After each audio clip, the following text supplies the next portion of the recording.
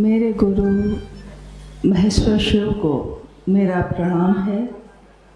इस कालखंड के प्रथम शिव के शिष्य और हम सबों के परम आदरणीय वरेण्य गुरु भ्राता साहब श्री के चरणों में मेरा प्रणाम है। शक्ति स्वरूपा माँ नीलमानंद जी के चरणों में मेरा प्रणाम है और मोतिहारी जिले के इस हॉल में उपस्थित आप सभी गुरु भाई गुरु बहन के चरणों में मेरा प्रणाम है।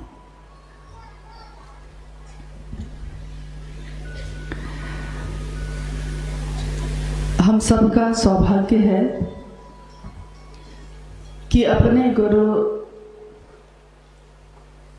शिव का कार्य कैसे विस्तारित हो, कैसे बढ़े, इसके निमित्त आज इस संगोष्ठी में शामिल होने का मौका मिला है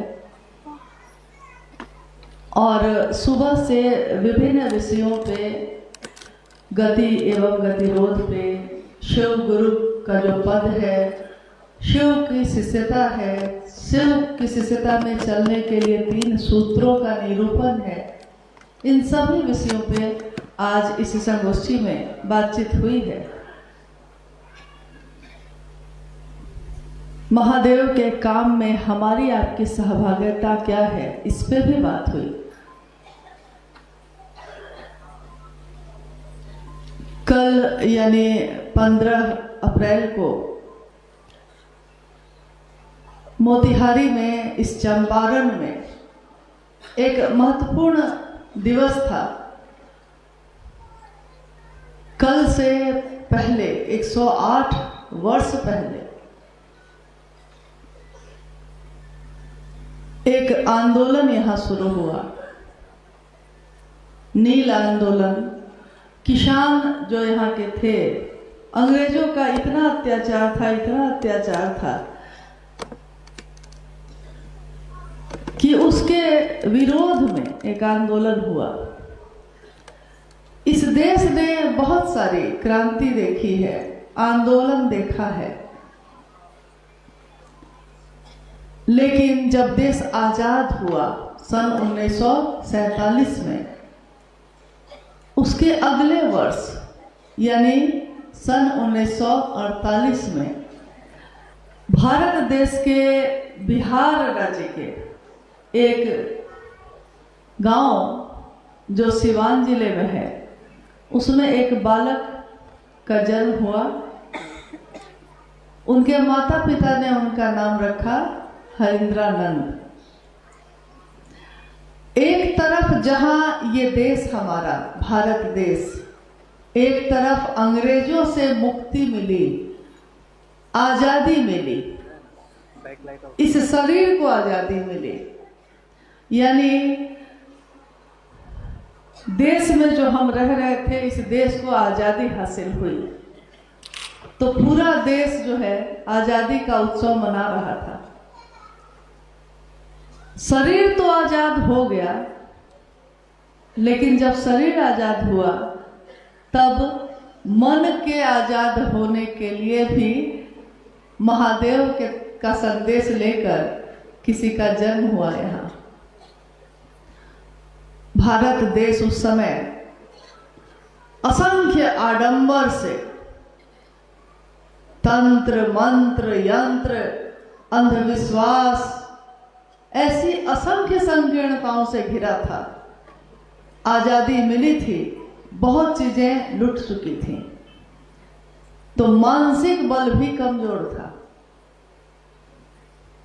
आंदोलन जब होता है, क्रांति जब होती है, तो उसका अर्थ होता है कि किसी एक की सत्ता को हटाकर दूसरे की सत्ता लाना।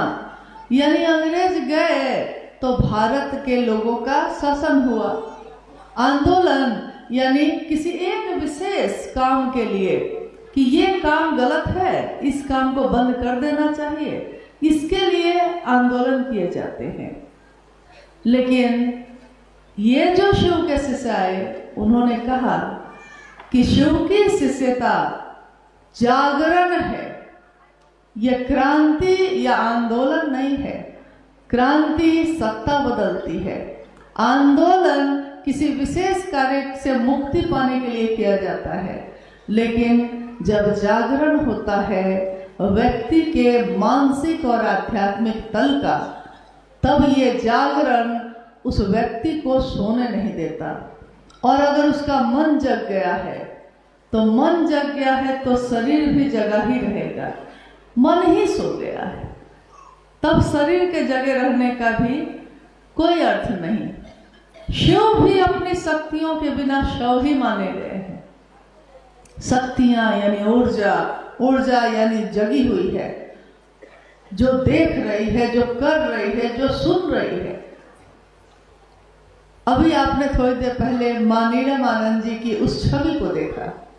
मां नीलम आनंद जी ने जब साहब के साथ कदम से कदम मिलाकर शिव की शिष्यता में अपनी सहभागिता देनी शुरू की थी, तो उन्होंने एक आवाहन किया उस समय, शिव तुम जागो, शिव तुम जागो। एक तरफ साहब कह रहे हैं व्यक्ति का मन जागे, और शक्ति स्वरूपा मां नीलम आनंद कह रही हैं शिव तुम जागो। व्यक्ति तो जग रहा है, लेकिन महादेव आपका अंश जो उसके मन में सोया है वो भी तो जागे। और आज यह जागरण ऐसा है कि अभी आपने उदाहरण भी सुना, लोग शास्त्र पढ़कर जगे, कोई किताबों का अध्ययन करके जगा, कोई मंत्रों का जप करके जगा, किसी ने लाखों करोड़ों मंत्रों का जप किया है, कोई बड़ी बड़ी पदवी पे साधु संतों की एक लंबी श्रृंखला है उस पे बैठा है, और एक तरफ इसी देश के रहने वाले लाखों लोग वैसे हैं जिन्होंने अभी भी किसी शास्त्र को नहीं पढ़ा है, हिंदी अंग्रेजी भी ठीक से नहीं आती है बोलने, लेकिन मन जग गया है तो सामने कौन आके खड़ा होता है इससे भी कोई फर्क नहीं पड़ता। कोई आए, हम समझते हैं कि हमको उससे अपने महादेव की बात कहनी है, वो जो देना चाहता है दे, लेकिन मुझको क्या देना है उसको। ये जागरण है आज सभी शिव के शिष्यों का। शिव के शिष्य दुनिया को शिव ही देते हैं। साहब श्री ने अपने आचरण से सिखाया, मां नीलम आनंद जी ने अपने जीवन से सिखाया कि दुनिया के लोग तो महादेव से मांगते रहे, मनोकामना की पूर्ति होती रही है, कामनाओं की पूर्ति के लिए अपने लिए सब गए महादेव के पास, लेकिन महादेव के पास महादेव के लिए आज तक एक ही सत्ता का जिक्र आया है कि जिसने कहा हो महादेव तुम मुझको चाहिए। माँ उमा वर हूं शंभु, नहीं तो रहूं कुंवारी, वरण करूंगी तो शिव का नहीं तो और किसी का नहीं। और देखिए ये एक निष्ठता ने शिव का अर्ध रूप तो दिया ही, और आदि गुरु शिव की प्रथम शिष्या भी बनी मां भवानी ही। आदि गुरु शिव यानी कोई गुरु होगा तो उसका सबसे पहले कोई तो शिष्य बनेगा। तो आदि गुरु शिव की जब बात आती है तो जिक्र ये भी आता है कि सबसे पहले उनका शिष्य कौन हुआ? मां भवानी स्वयं।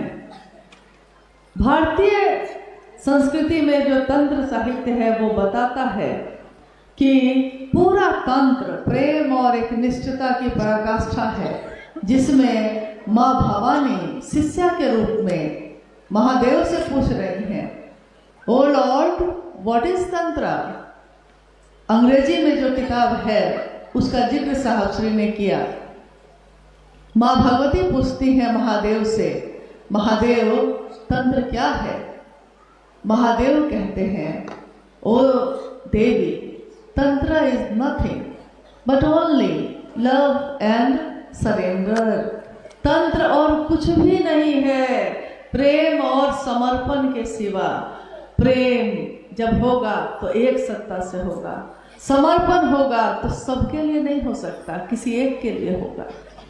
आज शिव शिष्यता की पराकाष्ठा पे हम सब चल रहे हैं।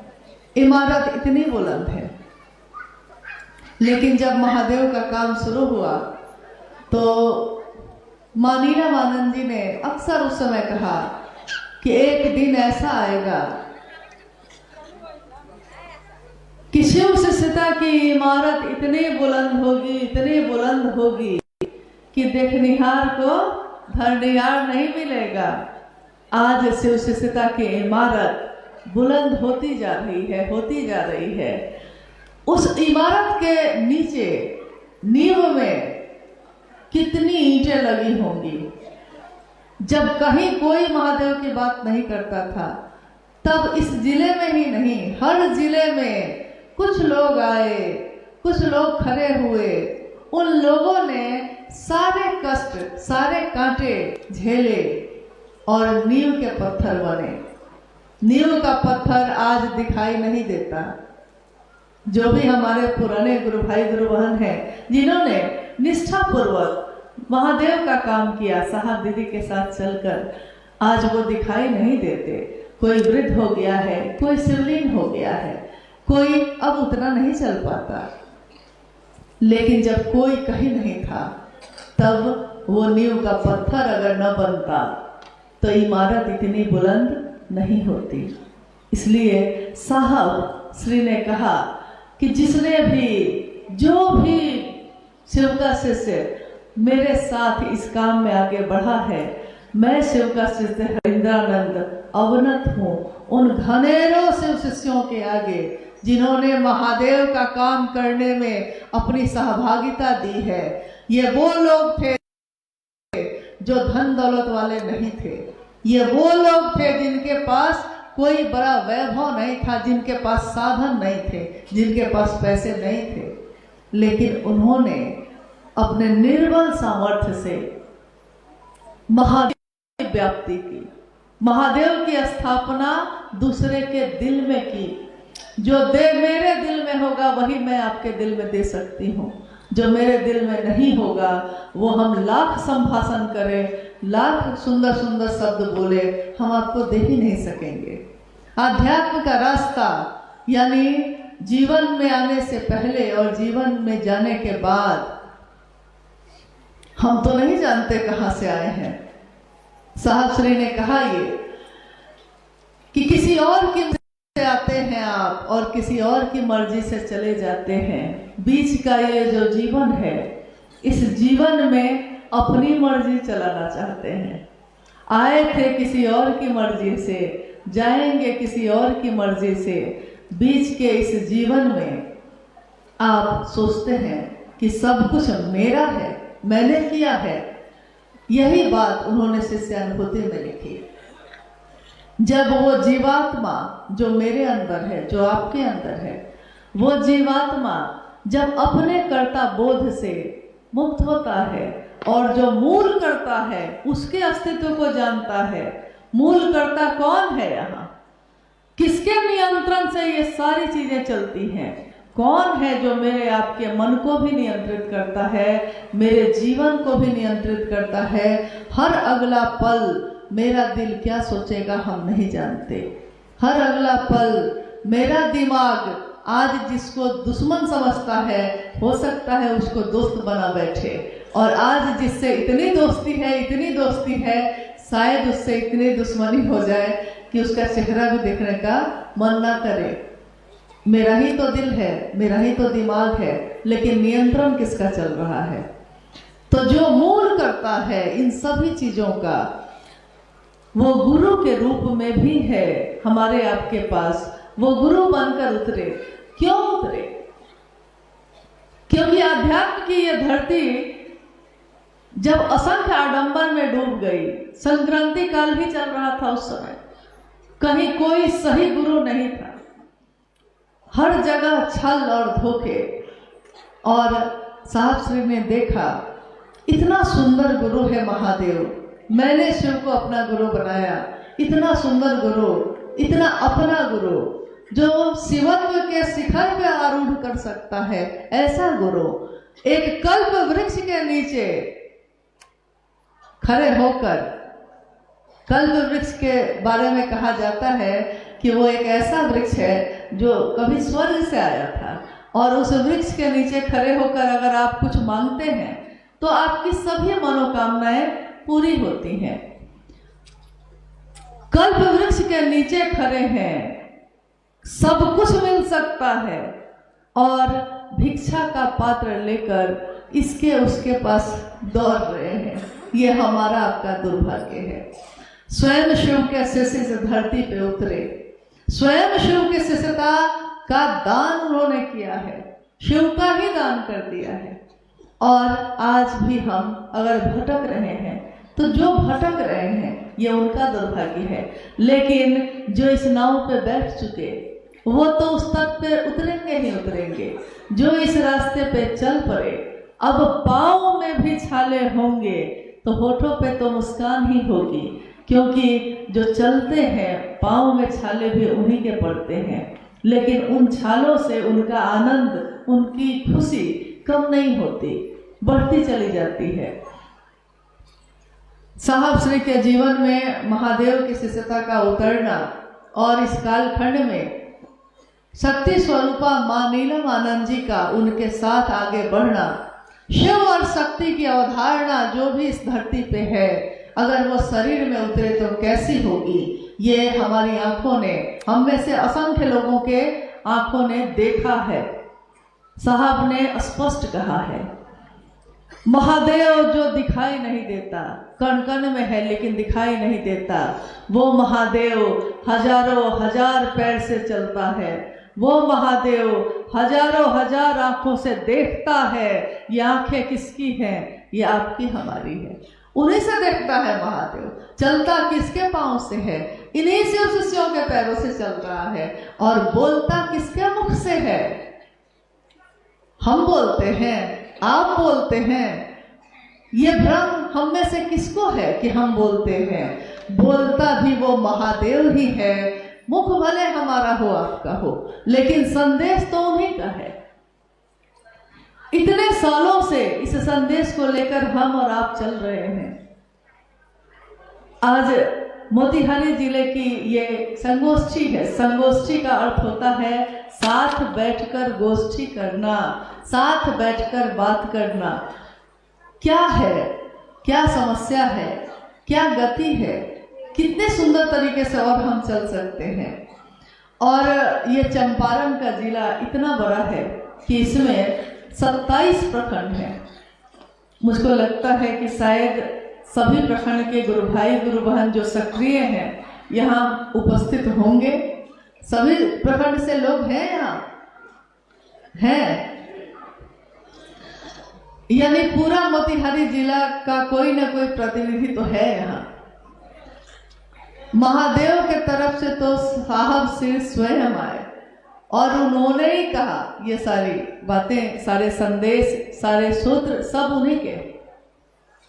अगर वो ना आते शरीर में, क्योंकि लोग अभी बात हो रही थी और इससे पूर्व भी हम लोग सुनते आ रहे हैं कि साहब तो शरीर में नहीं है।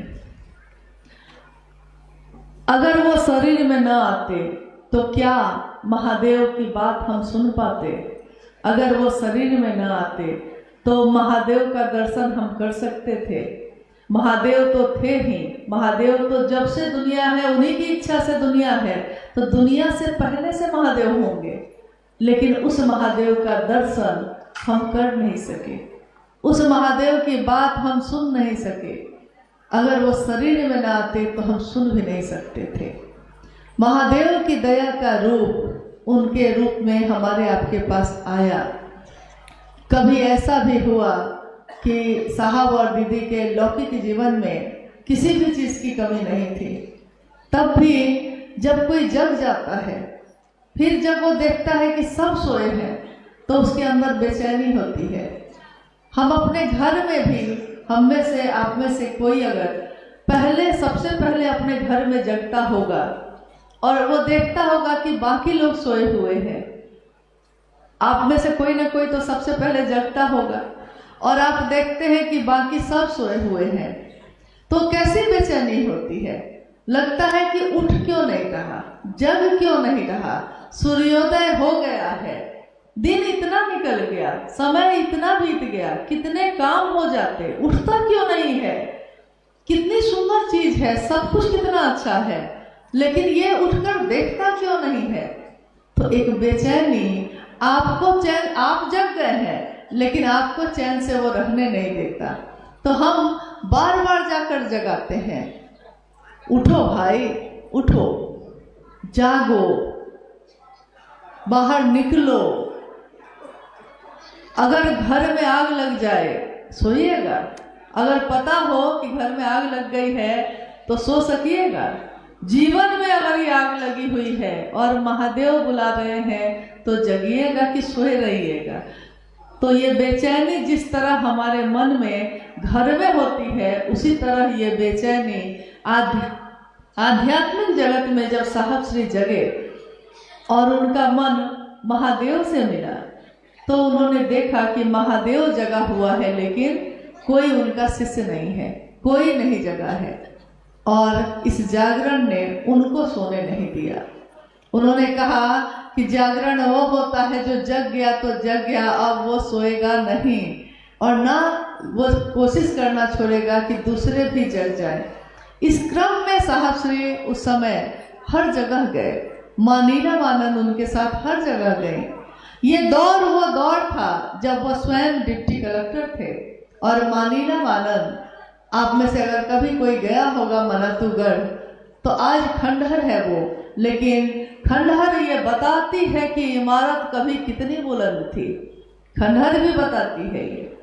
तो एक दिन उनकी घर की जो लौकिक घर की स्थिति थी इतनी बुलंद थी कि उस जगह से नीचे उतरना थोड़ा कठिन होता है, लेकिन साहब श्री के साथ जब वो चली तो नीचे उतरना कठिन ही नहीं, उनके लिए बहुत आसान था। अखबार बिछा कर बैठी, बस का इंतजार करती रही। कितने गुरु भाई गुरु बहनों के घर में, ऐसे घर में वो रुकी उस समय जिसके घर में दरवाजे भी नहीं लगे थे, जिसके घर के दरवाजे तो नहीं लगे थे, पर्दा तक नहीं था, और जिस घर में जो उसकी स्थिति थी उस स्थिति के अनुसार उस घर में बोरा को ही पर्दा का रूप देकर टांग दिया गया था। ठंड का समय था, पुआल बिछा है और हमारे साहब और दीदी उस पे सोए हैं। क्या मनोकामना थी साहब की उस समय, क्या कामना थी माँ नीलमानंद की, क्या उनको हमसे आपसे कुछ चाहिए था? चाहिए तो था, चाहा तो था उन्होंने, आज भी चाह रहे हैं। शिव का शिष्य होना एकमात्र कामना। शिव शिष्यों का इहलौकिक एक ही उद्देश्य होता है, एक ही कामना होती है कि जो जीव है वो शिव हो जाए, शिव का शिष्य हो जाए। मांगा भी तो शिव शिष्यता का उपहार ही मांगा, दिया भी तो शिव शिष्यता का उपहार ही दिया। यानी उन्होंने कहा कि लेना और देना दोनों तो मेरे लिए महादेव ही है, महादेव देता हूँ, महादेव लेता हूँ, और किसी चीज की कामना मुझको नहीं है। लोगों की संख्या बढ़ती चली गई, लोग उनके पास आने लगे, सैकड़ों हजारों में भीड़ आने लगी। शिव का आकर्षण काम तो कर रहा था, लेकिन इस आकर्षण के साथ साथ ज्यादातर लोगों के मन में कोई न कोई छोटी छोटी कामना थी। साहब श्री ने कहा मैं शिव को देना चाहता हूँ, लेकिन जो मुझसे मिलने आता है वो अपनी कामना लेकर ही आता है। तो जिसका मन पहले से ही कामना से भरा है, जगह ही खाली नहीं है, मैं महादेव को दूं भी तो कहाँ दूं। उन्होंने अपनी पुस्तक आओ चले शिव की ओर में लिखा है, मैं, यानी वो खुद के बारे में बोल रहे हैं, मैं एक पुराने कुएं की तरह हूँ जिसमें जो आता है अपना अक्स, अपने मनोभाव, अपनी धारणाओं की वापसी पसंद करता है।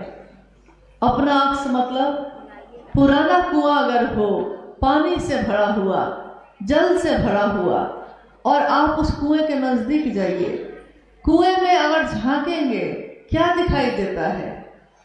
वो जल से भरा हुआ है, मेरे जीवन की प्यास बुझा सकता है, लेकिन हम उस कुएं में झांकते तो हैं अपना चेहरा देखने के लिए, अपना अक्स, अक्स मतलब अपना चेहरा। तो पानी में झांका है, दिखाई देता है अपना ही चेहरा। आवाज लगाते हैं, कोई भी आवाज जो उस कुएं में आप लगाते हैं, हम लगाते हैं, लौटती भी वही आवाज है जो आवाज हमने लगाई है।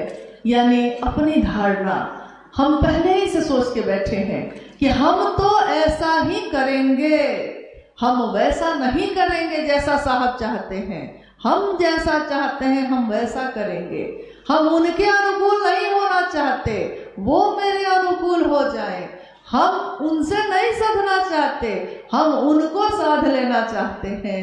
ऐसी धारणा के साथ भी लोग आए। साहब ने कहा लेकिन ऐसे लोगों को याद रखना चाहिए कि लौटती भी उनकी परछाई ही है।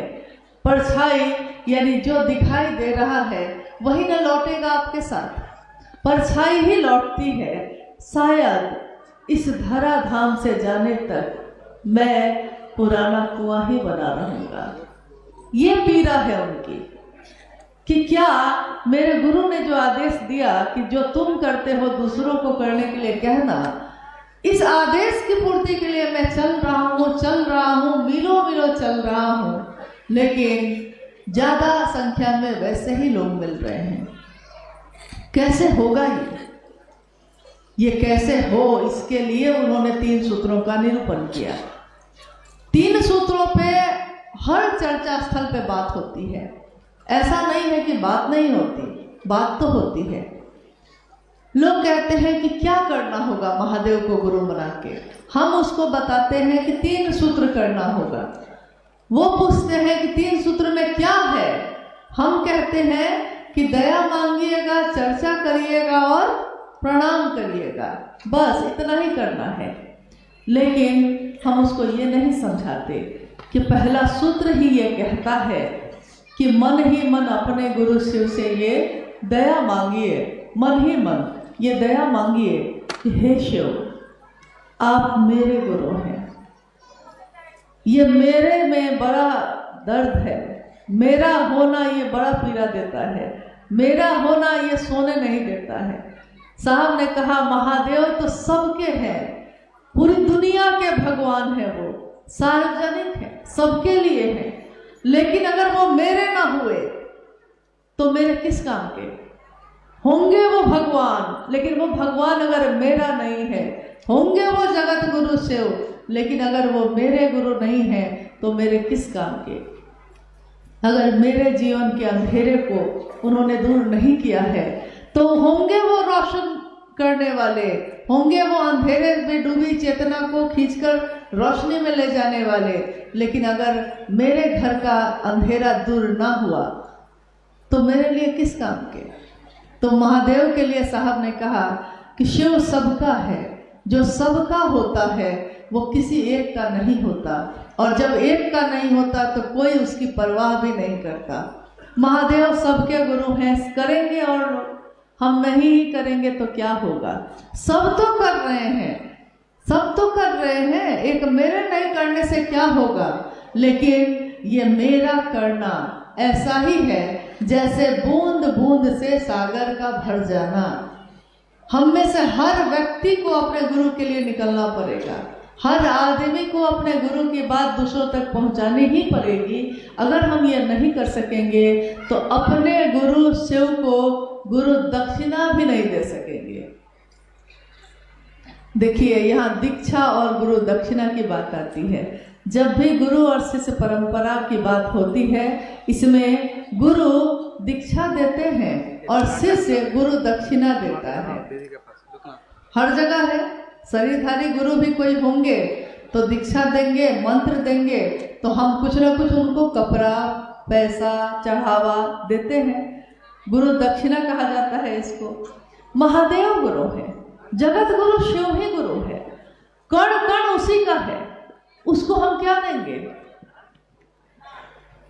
यहाँ मोतिहारी आने से पहले हम लोग दरभंगा में थे, दरभंगा होते हुए आए और दरभंगा में मुझको याद आया कि जब साहब श्री दरभंगा में आए थे शिव गुरु महोत्सव के लिए और लौट के वो गए तो उन्होंने कहा कि एक अद्भुत चीज, कुछ बहुत वर्ष पहले की बात कह रहे हैं आपको, एक अद्भुत बात आज मुझको महादेव से पता चला कि देखिए आज तक मैं यही सोच रहा था, इतने दिन से महादेव को गुरु बनाया था, दूसरों को बताता था, ये सोचता था कि गुरु दक्षिणा में क्या दिया जा सकता है, महादेव गुरु है तो गुरु दक्षिणा में हम क्या देंगे। और दरभंगा में महोत्सव में एक जिज्ञासा आई मंच पे, जिज्ञासा थी कि गुरु शिव है तो गुरु दक्षिणा क्या होगा। दीक्षा तो साहब ने बताया कि दीक्षा होगा आपके मन में इस विचार का प्रवेश करना कि शिव मेरे गुरु है, यही गुरु की दीक्षा है। शिव की दया ही दीक्षा है, दया हो जाना, इस बात का प्रवेश कर जाना, यही गुरु की दीक्षा है। लेकिन गुरु दीक्षा देते हैं तो फिर दक्षिणा का भी मामला आएगा ही आएगा। तो ये जिज्ञासा आई थी दरभंगा में उस महोत्सव में और साहब ने कहा सच्चाई ये है कि मुझको नहीं पता कि एक शब्द में इसका उत्तर क्या होगा। अगर कोई पूछे कि भाई मैं पूछ रहा हूँ और आप तुरंत इस बात को बताइए तो मुझको नहीं पता कि क्या उत्तर होगा इसका। लेकिन उन्होंने कहा कि जैसे ही यह जिज्ञासा पढ़ी गई कि गुरु दक्षिणा क्या होगी और मैं सोचने लगा कि क्या होगी और मेरे कानों में एक शब्द गूंज गया, मेरे कान सुन रहे हैं और शब्द, एक शब्द कृतज्ञता। और साहब ने कहा कि मैंने उस जिज्ञासा को लेकर फिर से पढ़ा कि जिज्ञासा आई है कि शिव को गुरु हो हैं तो उनकी गुरु दक्षिणा क्या होगी और गुरु की दक्षिणा शिव को अगर देनी है तो कृतज्ञता ही होगी और कुछ भी नहीं। साहब ने कहा कि अरे मेरा क्या है इसमें, जो महादेव देता है वो आपको दे देता हूँ, जो महादेव समझाता है सो समझाता हूँ। मैं तो, मेरी स्थिति तो वही है कि गया था मैं शिव को देखने, गया था मैं शिव से मिलने, लेकिन लाली मेरे लाल की जित देखो तित लाल, लाली देखन मैं गया, मैं भी हो गया लाल। मैं लाल से मिलने गया था, महादेव से मिलने गया था, महादेव ऐसे मिले, ऐसा पकड़ा उन्होंने कि आज मैं उनको नहीं देखता हूँ, वही मुझको देख रहे हैं। आज मैं उनको नहीं पकड़ रहा, वही मुझको पकड़े हुए हैं और ऐसा पकड़े हुए हैं कि मैं हिल भी नहीं पाता। जो वो चाहते हैं सो मुझसे करवाते हैं। गुरु जब पकड़ ले, गुरु के नियंत्रण में अगर शिष्य हो तो गुरु अपने शिष्य को सिर्फ पारस ही नहीं बनाते हैं, अपने जैसा भी बनाते हैं। शिव का शिष्य शिव ही होगा, ये व्याख्या आज नई नहीं है, ये तो हजारों साल से चलती आई है। तो महादेव की दया से,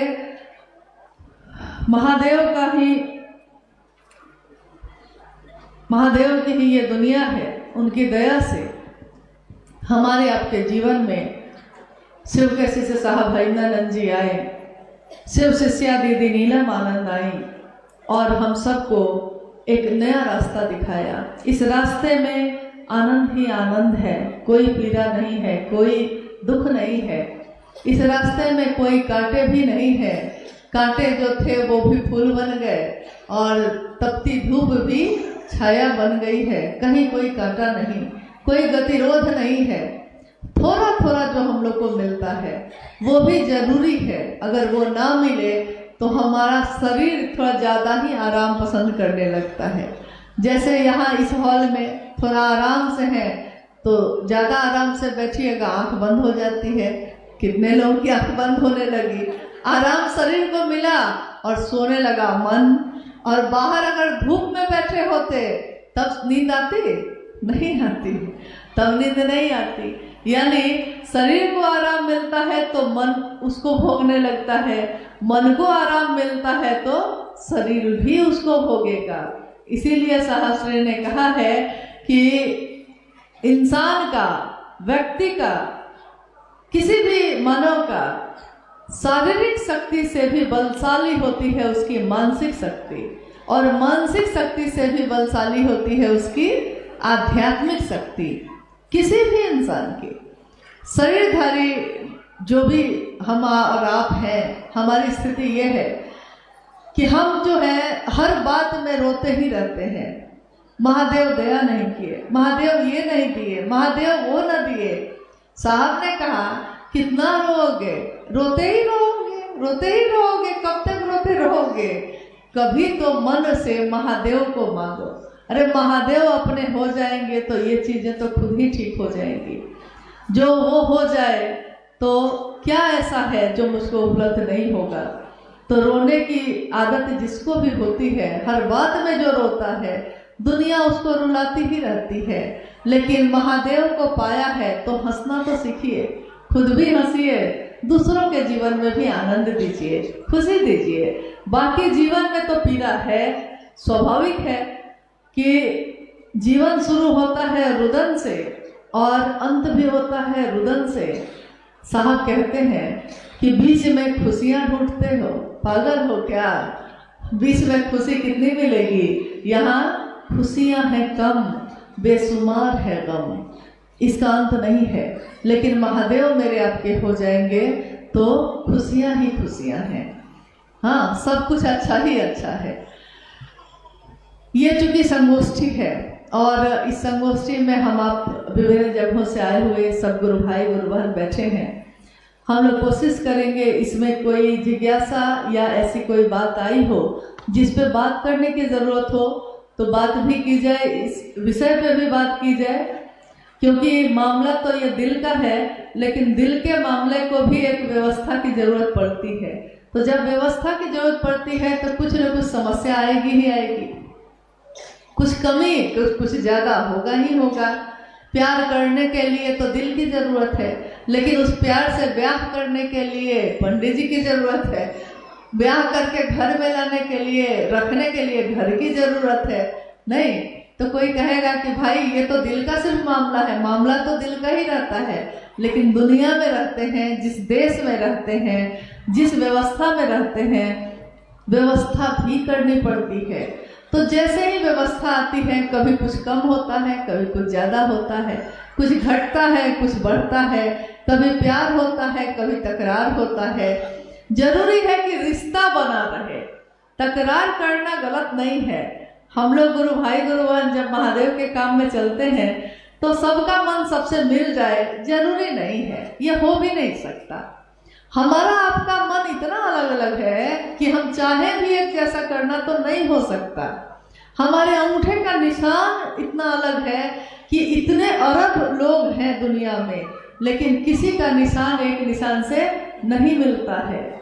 यहाँ तक कि रुद्राक्ष जो हम धारण करते हैं, रुद्राक्ष के बारे में कहा जाता है कि रुद्राक्ष पे जो आकृति बनी रहती है वैसी ही आकृति होती है हमारे अंगूठे की, यानी कि उसका भी एक दाने में जो बना हो दूसरे में नहीं मिलेगा। शिव की दुनिया ऐसी ही होती है, विसंगतियां, चाहे वो रुद्राक्ष के दाने हो, चाहे हमारा आपका मन हो, चाहे हमारा आपका जीवन हो, विसंगतियां ही विसंगतियां हैं। लेकिन इन विसंगतियों में भी संगति की स्थापना करते हैं शिव। जैसे ही हम शिव भाव की परिधि में आते हैं, हमारा मन, हमारे मन की हलचल सब खत्म हो जाती है और हम सब गुरु भाई गुरु बहन एक भाव में बंध जाते हैं।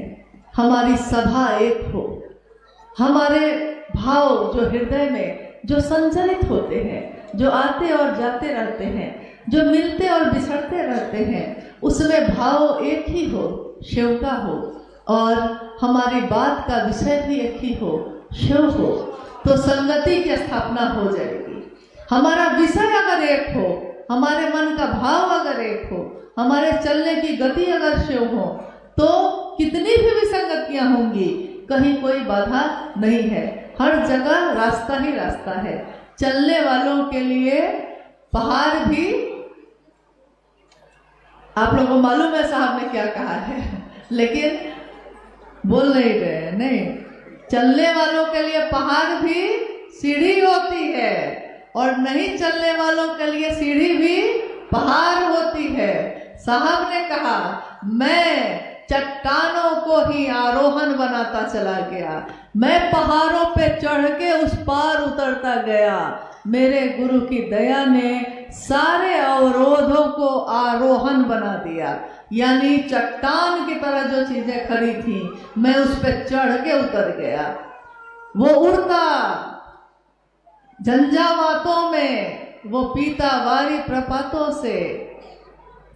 है ना पंक्ति कि महलों में गरुड़ नहीं सोता है, जो सबसे ऊंची उड़ान भरता है, कबूतर सोता है। तो महलों में गरुड़ नहीं सोता है, महलों के ये प्रासाद शिखर होते कबूतरों के ही घर। महलों में गरुड़ नहीं सोता है, वो उड़ता झंझावातों में, वो पीता वारी प्रपातों से, झरने से उड़ते उड़ते वो पानी पी लेता है, चट्टानों पे सो जाता है। जैसा शिव है वैसे ही शिव अपने शिष्यों को भी बनाते हैं। शिव संदेश देते हैं कि न्यूनतम व्यवस्था में भी सुखी रहा जा सकता है। शिव के शिष्य भी वैसा ही जीवन जीते हैं। चीजें हैं तो ठीक है, चीजें नहीं है तब भी ठीक है। आप प्यार करते हैं तो ठीक है, आप नफरत करते हैं तब भी ठीक है।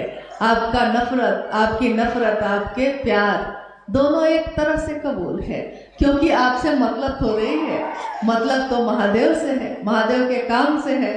तो आइए हम लोग कुछ जिज्ञासाओं पे बात करें। बच्चे को कुछ चाहिए तो उसको दिलवा दीजिए। हाँ, बच्चा है ना, कुछ देर से बैठा है, क्या चाहिए उसको दिलवा दीजिए।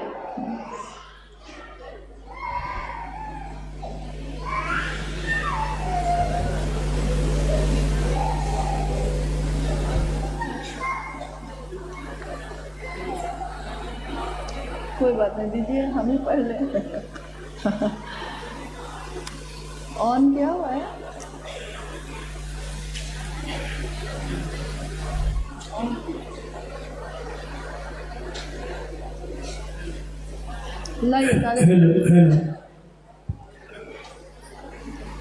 वैसे बहुत ऐसी जिज्ञासा आई है जिसका उत्तर अभी चर्चा के क्रम में लोगों को मिल गया होगा, लेकिन ये जिज्ञासा कुछ लोगों का कहना है कि साहब श्री ने अपना उत्तराधिकारी किसको बनाया?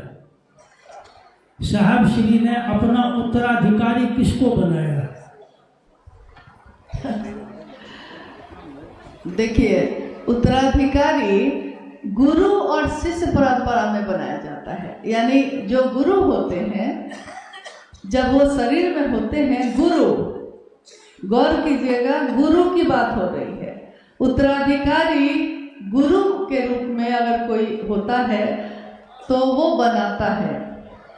अब बताइए हमारे गुरु कौन है? बोलते ही नहीं आप लोग। गुरु कौन है? क्या गुरु की मौत हो गई? क्योंकि जन्म का पता नहीं है तो मौत का भी, मृत्यु का भी पता नहीं होगा। तो अगर शरीर में कोई नहीं रहेगा तब ना, वो तो शुरू से ही शरीर में नहीं है।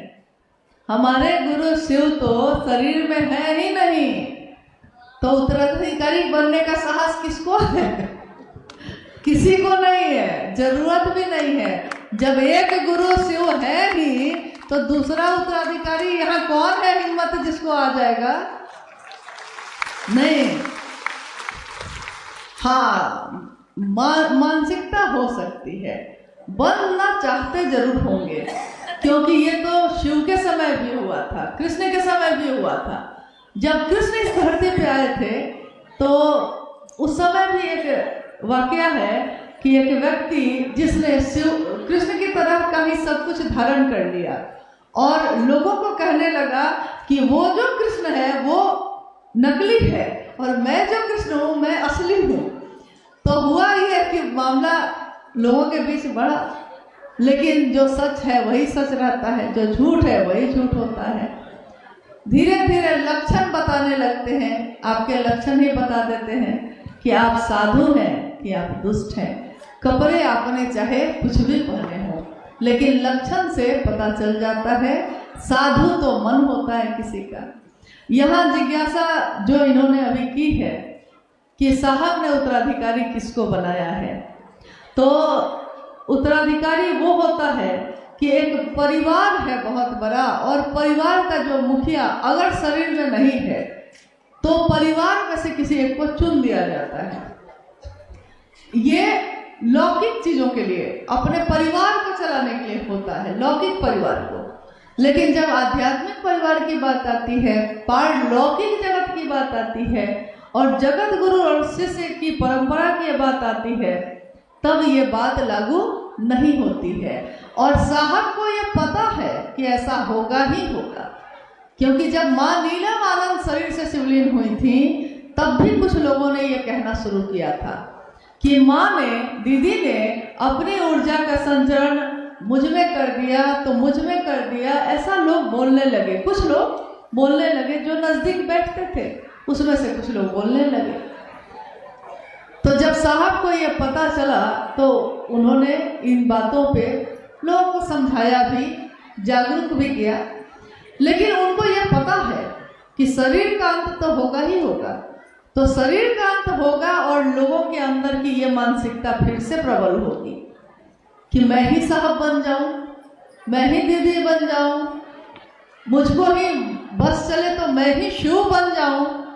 तो बस चलता इसलिए नहीं है क्योंकि शिव जो है वो तो क्या कहते हैं उसको, कौन है, नाग गले में वासुकी ना हाँ, वासुकी को धारण करते हैं, ठीक है। जो प्रचंड जहर को रखने वाले हैं, गले में धारण करने वाले हैं, तो शिव बनने के लिए तो वो सब धारित करना पड़ेगा। तो शिव बनने में थोड़ी घबराहट होती है, बाकी चीज बनने में लगता है कि आराम होगा। लेकिन क्या साहब बनना इतना आसान है? क्या टोपी पहनने से साहब बन जाएंगे?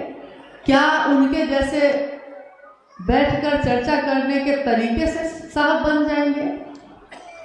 जो बनना चाहते हैं उनके जैसा, तो मन को बनाना होगा, हमारा हृदय उनके जैसा बने, हमको मेरे मन में उनका दर्शन हो, ऐसा बनना होगा। लेकिन अगर बाहरी चीजों से बनना चाहते हैं, तब तो आइए उन सारी चीजों से गुजरना होगा जिन चीजों से साहब श्री गुजरे हैं। तो चलिए सबसे पहले शमशान में जाइए और 14 साल तक अनेक गुरुओं को पहले गुरु बनाइए। शमशान में अगर जीवित बच गए तो कब्रिस्तान में आइए, कब्रिस्तान में अगर जीवित बच गए तब कुल कुंडली जगाइए। पहले कुल कुंडली जगेगा तभी ना, मतलब असंभव है। एक सांचा बनाकर शिव ने खुद ही तोड़ दिया। चांद भी सोचता होगा कि किसको बनाया है महादेव ने, नहीं, क्योंकि इसके जैसा हंसी कोई और है नहीं, इतनी सुंदर मूर्ति कोई और है नहीं, ऐसा शिव का शिष्य धरती पे उतरा ही नहीं जिसने जगत का भला सोचा हो, जिसने सबके लिए अच्छा सोचा हो, सबके लिए शुभ सोचा हो। तो ऐसा तो कोई दूसरा बन नहीं सका। कहते हैं महादेव ने बनाया होगा और सांचा ही तोड़ दिया होगा कि दूसरा कोई बन भी ना सके, बन भी नहीं सकेगा। और साहब चाहते भी नहीं हैं कि कोई दूसरा साहब बन जाए। साहब चाहते हैं कि सब शिव ही बन जाए। तो बनिए शिव, पीजिए जहर,